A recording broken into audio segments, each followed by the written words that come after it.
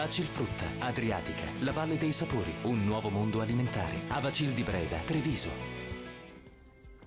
Sole prevalente sulle nostre regioni, ma con qualche nube in più. Scopriamo dove nel dettaglio. Sul Veneto diffusa e parziale nuvolosità. Il tempo tuttavia si mantiene stabile e anche ampiamente soleggiato ovunque. Diamo uno sguardo alle temperature. Le massime sono attese tra i 14 e i 20 gradi circa, minime previste tra 6 e 8 gradi.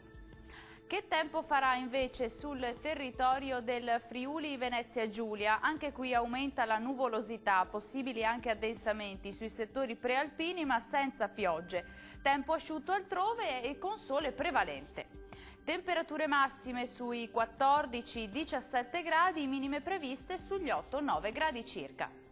Concludiamo con uno sguardo alla situazione del Trentino Alto Adige. Addensamenti con qualche lieve precipitazione sulle Alpi, un po' di nubi sparse altrove, ma con sole prevalente come ci mostra la nostra grafica. Temperature massime sui 23-24 gradi, minime previste intorno ai 10-14 gradi.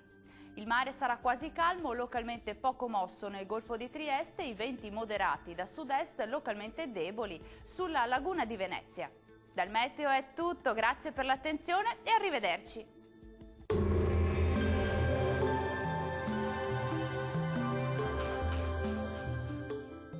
Vacilfrutta, Adriatica, la Valle dei Sapori, un nuovo mondo alimentare. Avacil di Breda, Treviso.